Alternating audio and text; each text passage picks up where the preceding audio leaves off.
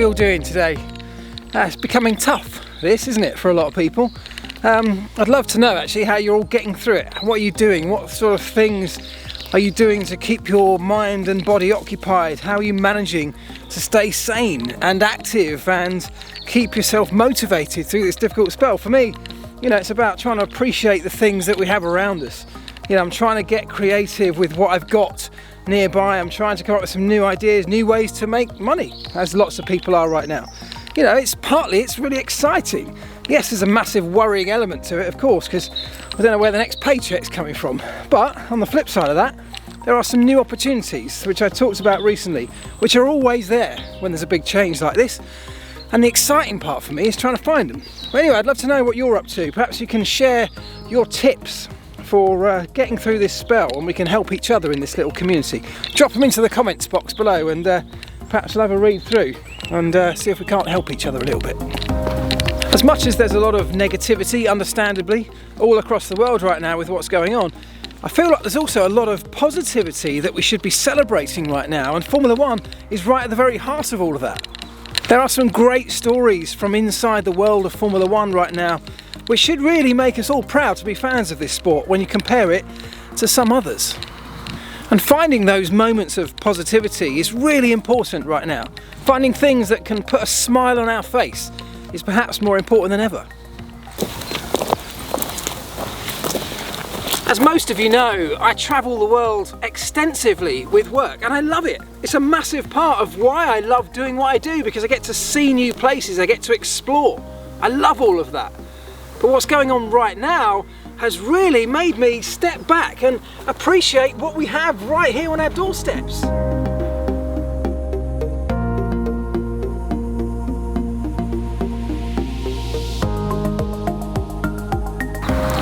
Now, don't get me wrong, I fully appreciate how lucky I am to have this so close to my house at a time when we're all locked down and can't stray very far from home. I'm able to use it to my advantage by making it as a beautiful or more interesting backdrop to my videos maybe. It might only be a tiny thing, but when I'm running out of locations inside my home to do it, I'm very lucky to have this. For other people it might be, appreciating that you've got a roof over your head at a time like this, that you're healthy. Maybe you're locked up at home, but you're with family. Those things are all things worth celebrating. Maybe you've got some skills that can get you through this in a slightly unique way. Maybe you can adapt those skills. Maybe you can come up with some new ideas. Maybe you've now got time on your hands to think up new ideas, to think of things that you've always had in the back of your mind but never really had that spare time to action. Maybe now you could do that. Perhaps you've got some skills that could help people. Massive shout out to all the people who are helping out, volunteering as part of this massive NHS and other services who are fighting back against the virus and generally helping people. This is where it comes back to Formula One. I'm very proud to be a member of the Formula One community when I read the stories online about how all of the teams are getting involved in this fight back, adapting their technologies and their expertise so rapidly to help. About how McLaren's drivers have volunteered to take a pay cut. Once again, my team, McLaren, have been the first, have been decisive, as they were right at the start of this whole thing. They were decisive and took the lead. And, as a McLaren fan and a member of that community, I will always be proud of that. They're doing the right thing.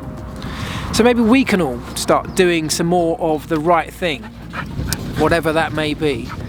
Sorry, the dogs are chasing each other all around me. I'm reading stories and hearing news about how Formula One are having to take unprecedented decisions that maybe you and I, on the face of it, maybe 2 months ago, we'd have all absolutely hated. We'd have all been straight on our keyboards telling the world how ridiculous they all were. Now though, things are a little bit different, and some of those decisions that we may not have liked a couple of months ago, we may not still love them, but we perhaps understand them a little bit more, that they have to be taken and are being taken for the right reasons. The idea of pushing what were the 2021 rules back a year, and now it even looks like we might push them back for a further year until 2023. Now, we were all looking forward to that so much because it came with the promise of better racing, of closer racing, didn't it? Of a more even playing field, these amazing new cars. As a technical expert, I was so looking forward to that coming along. The teams are even seemingly talking much more openly, much more freely, with an understanding of the bigger picture, it seems, which is unheard of in Formula One, because normally it's all about just them. It's all about what suits their team. It's all about the ulterior motive when it comes to negotiating how the sport moves forward. But what's been really interesting and really nice to see is that right now it feels much more like there's an understanding that when this is all over and we get to go racing again, the most important thing is that we have a championship, that we have a show to put on, not who wins it.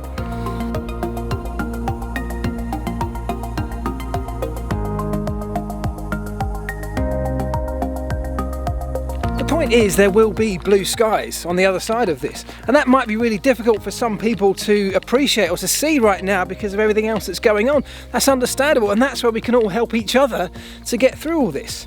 But there will be life after this. There will be Formula One, and what we need to do during this period of time is make sure that we've got the best Formula One we can have when we do get out the end of it. And that means having as many teams as possible, with as many staff still on board, still being paid in the healthiest financial, physical and mental state that we possibly can. I mentioned in a video the other day about DAS, Mercedes trick steering system, being banned for 2021 despite the 2020 cars being carried over into that season. And there was a lot of negativity in the comments around that. A lot of people talking about how the FIA are killing the sport, they're ruining innovation, discouraging innovation. They were saying, what's the point of teams innovating, coming up with great ideas, if the governing body are simply going to take them away very, very quickly? And I totally understand that perspective. Look, you know that I am one of the biggest fans of technical innovation. My entire career has been centred around it. I love it, I love to see it, I love the DAS system. But that decision's been taken for all the right reasons. Equally, there was a lot of negativity, and I probably started a lot of that myself. I hold my hands up by talking about how that power, the extra power that's been given to Jean Todt, the president of the FIA, is unprecedented. We've never had that level of power before, that level of decision-making power to change the sport as he sees fit, without the need to getting all of the teams to unanimously agree on stuff. Now, there's two ways of looking at that. You can look at that and say that's a very dangerous precedent to set, to give that much power to one man, perhaps who doesn't even have the best track record. But on the other hand, how frustrating has it been to try and get things changed in Formula One over the years, when we have been having to wait for unanimous decisions from all the teams, which never happens, because they've all got their own unique agenda that they're trying to push with these rule changes. So there's a positive side to that change that was made the other day, where the FIA and Formula One can push through decisions much more quickly, and we have to trust that they will do what's best for the sport in the long run.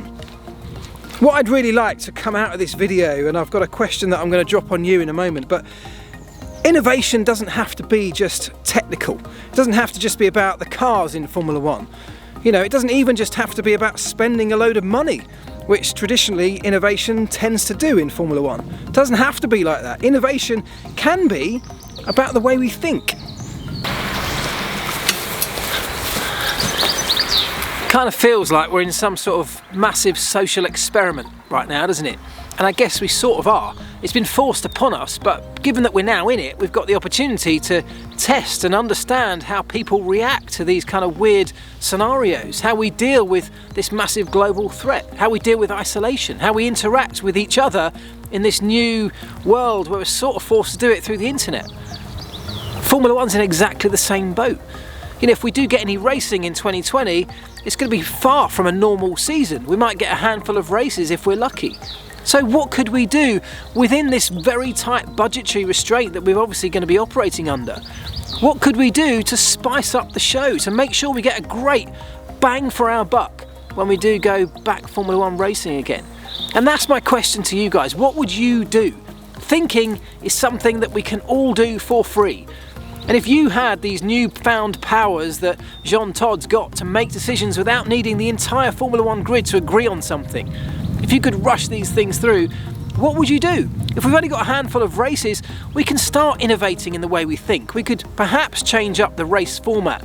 short on the weekends. Maybe we might change the qualifying format. Maybe we'll have more than one race on a single race weekend. There must be so many opportunities that we can do to innovate around what we already have without having to throw massive amounts of money at it. F1's a great sport with great cars, drivers, teams, technology. It's got an incredible set of assets already in place that we must be able to use. And the biggest asset of all of our entire sport, the thing that sets it aside from all other types of motorsport, is us. It's you and I. It's the millions, hundreds of millions of people that tune in every other weekend to watch what we have to offer. So let's tap into that asset. Let's get these millions of people around the world who have time on their hands, who have an opinion, a valid opinion on what we want from the sport, and let's get some ideas in. Think outside the box, something that no one's ever thought about. So I'd love to hear from you. Drop it into the comments as well. What would you do to spice up the show without spending money, using what we have around us to make Formula One better, more entertaining, even if it's just on a short-term experimental basis, given this weird set of circumstances we're now in? I'd love to know. Right, that's it. One thing before I go. The treehouse up there. Couldn't help but think earlier when I talked about moving these new regulations that were coming for 2021 now to 2023, because that's kind of how it felt when my kids were told I was building them a treehouse. I remember telling them, I'm going to go out and build you this mega treehouse. They got very excited. I told them it would be coming that summer.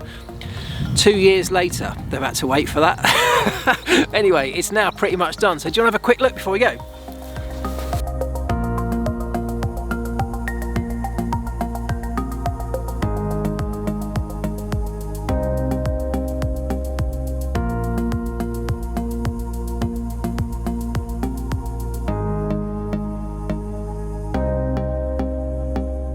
So this is it. I absolutely love it. It took me way too long to build. It cost me way too much money to build as well. It took up too much of my time.